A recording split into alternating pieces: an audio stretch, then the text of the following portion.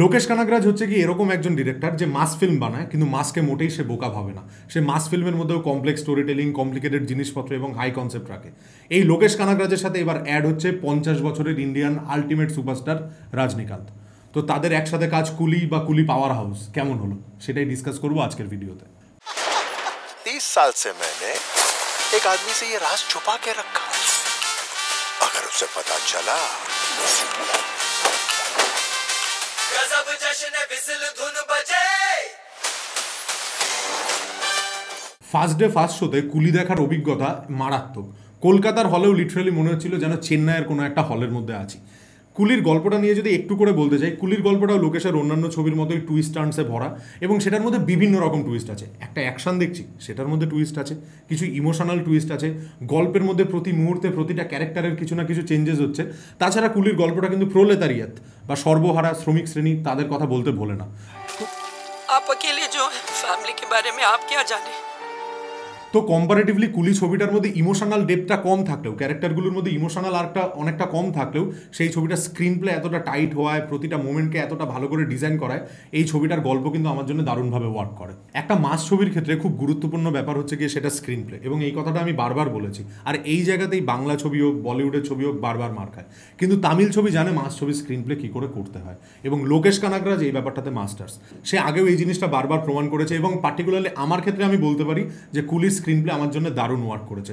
ছোট ছোট জিনিস একটা জায়গায় রিভিল করেছে, তারপর সেটার একটা আর্ট তৈরি করে জায়গা মতন টুইস্টটা দেয়া, এটা দুর্দান্ত কাজ। এই স্ক্রিন প্লে বাদেও মাস ছবির ক্ষেত্রে আরও বড় গুরুত্বপূর্ণ একটা জিনিস হচ্ছে কি মিউজিক। মিউজিক ছাড়া আমাদের ইমোশন রেস করবে না মাস ছবির ক্ষেত্রে, এবং অনিরুদ্ধ রবিচন্দ্রন জানে কি করে মাস ছবির মিউজিক দিতে হয়। সেই মুহূর্তে টপ বলা যায় মাস ছবির মিউজিক দেওয়ার ক্ষেত্রে।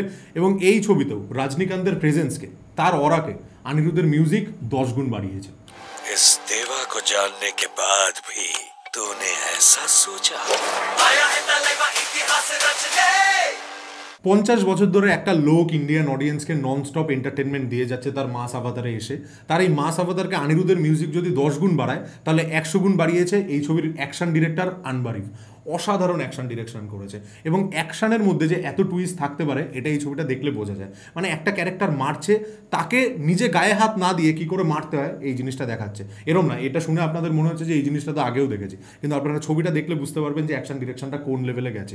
প্রতিটা সিনে ইনোভেশন, অভিনবত্ব অ্যাকশনের মধ্যে দেখা যায়, এবং এটাও যে একটা ক্রাফট সেটা আনবারিফ এই ছবির অ্যাকশন ডিরেকশনের মধ্যে দিয়ে প্রমাণ করে। The whole squad, let me on the party. Just do my beat.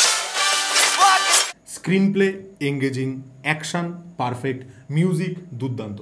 এছাড়া আর কি কি পড়ে থাকে এই ছবিতে? প্রচুর সাপোর্টিং কাস্ট, এবং বিভিন্ন স্টেট থেকে অভিনেতাদের নেওয়া হয়েছে, যেহেতু এটা একটা প্যান ইন্ডিয়া রিলিজ এবং লোকেশের বলতে গেলে সবচেয়ে বড় রিলিজ। ইভেন এই ছবি থেকে এক্সপেক্টও করা হচ্ছে যে তামিল বক্স অফিসের ফার্স্ট 1000 crore হতে পারে। এবার সেটা হয় কিনা দেখা যাক। কিন্তু এই ছবিতে মালায়ালাম অ্যাক্ট্রেস সোবিন সাইড যে অ্যাক্টিংটা করেছে দুর্দান্ত। তার ক্যারেক্টারটার মধ্যে টুইস্ট টার্নসে ভরা, এবং সেই ক্যারেক্টারটা রজনীকান্তকে বহু জায়গায় টক্করও দিয়ে দেয়, এরকম ব্যাপার। সোবিন সাইর আজকে যখন মনিকা গানে নাচছে এবং সেটার জন্য গোটা অডিয়েন্স চিয়ার করছে, সামনে গিয়ে নাচছে, এটা দেখতে একটা স্যাটিসফ্যাক্টরি ব্যাপার লাগে। যেরকম বিক্রমের ক্ষেত্রে যখন বিজয় সেতুপতি জামাটা খুলে এসেছিল আর সবাই চিয়ার করেছিল, এই ছবির ক্ষেত্রেও Soubin Shahir is equal to Vijay Sethupathi. too much heat? It's what you got there. The throne is the same father. তবে নাগার্জুনার ক্যারেক্টারটা কম্পারেটিভলি আন্ডার ইউটিলাইজ, খুব একটা ভালো লেখা নয় ওই ক্যারেক্টারটা। ইভেন রজনীকান্তের সামনে সে যখন আসে, টক্করটা সমানে সমানে হচ্ছে না, এটাই মনে হয়। কিন্তু নাগার্জুনার প্রেজেন্স আছে, একটা ম্যাডনেস আছে, এবং লোকেশের প্রেজেন্টেশনের মধ্যে একটা ম্যাডনেস আছে, তো খারাপ লাগে না। বাট এইটুকু বোঝা যায় যে এই ক্যারেক্টারটার মধ্যে ডেপথ কম, ক্যারেক্টারটা কম্পারেটিভলি অনেক বোকা বাকি ক্যারেক্টারগুলো হচ্ছে, এই একটা ব্যাপার কাজ করে। এছাড়া আমির খানেরও প্রেজেন্ট করা হয়েছে। আমির খানের ক্ষেত্রে যেটা বলবো, আমির খান কিন্তু মাস হ্যান্ডেল করতে পারেনি।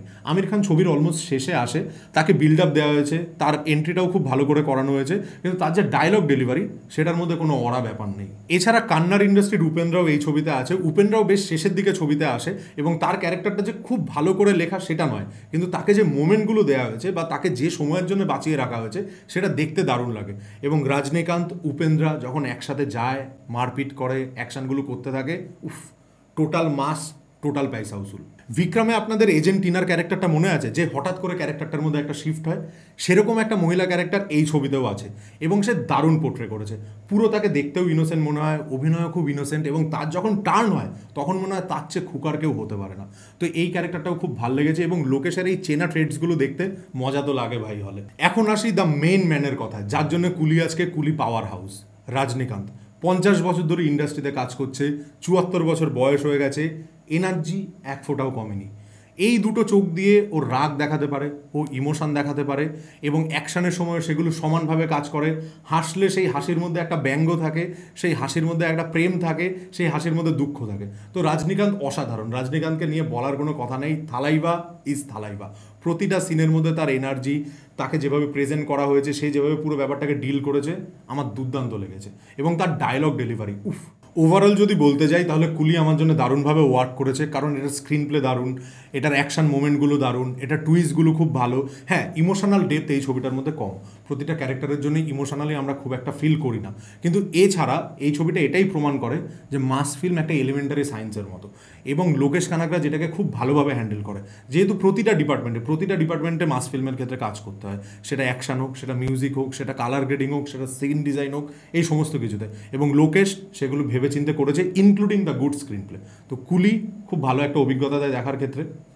আনন্দ করার মতো, এন্টারটেন হওয়ার মতো, ফিল করার মতো প্রচুর মোমেন্ট কুলিতে আছে। কিন্তু একটা মোমেন্ট নিয়ে আমি একটুখানি কথা বলতে চাই, সেটা হচ্ছে এই ছবিটার শেষে রজনীকান্ত কুলিদের রিপ্রেজেন্টেটিভ হয়ে বিড়ি ধরায় এবং তার সাথে সাথে আমির খান, উপেন্দ্রা, তিনজন মিলে একসাথে বিড়ি ধরায়। আর ওই সময় রজনীকান্তের যে পুরনো সিনগুলো, যেখানে সে বিড়িটা মুখের একদিক থেকে অন্যদিকে নিয়ে আসতো, কারণ রজনীকান্ত এর আগেও কুলির ক্যারেক্টারে অভিনয় করেছে, সেই জিনিসটা যখন সে করেছে দুর্দান্ত লাগে দেখতে। এই জিনিসটা এটাই মিন করে যে বিড়ি ওভার সিগারেট, বিড়ি ওভার চুরট।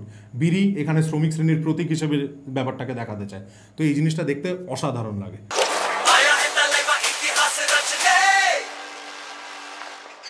তো এই ছিল আমার কুলি নিয়ে রিভিউ। আমি একটাই কথা বলবো যে রিভিউয়ারদের কথাকে বেদবাক্য হিসেবে মানার কিছু নেই, সবাই নিজের পার্সোনাল ওপিনিয়ন থেকে রিভিউ দেয়। তো আপনারা নিজেরা হলে যান, ছবিটাকে এনজয় করুন। আমি একটা বেসিক জিনিস বুঝি না, যে ধূমকেতুর মতন ছবিতে লোকজন স্ক্রিন প্লে সমস্যা পায় না, কোনো কিছুর সমস্যা পায় না, কিন্তু কুলিতে কোটি কোটি সমস্যা পায়। তো আপনারা দেখুন, দেখে নিজেরা বিচার করুন ছবিটা কেমন লাগছে, এবং আমার মনে হয় আপনাদের ভালো লাগবে হলে। আমি যে হলে দেখেছিলাম লোকজন ফাটিয়ে এনজয় করেছে, আমিও তাদের দলে সামিল ছিলাম। তো এইটাই আমার বক্তব্য। আর চ্যানেলটা ভালো লাগলে লাইক করবেন, এই ভিডিওটাও ভালো লাগলে লাইক করবেন, শেয়ার করবেন আর সাবস্ক্রাইব করতে ভুলবেন না।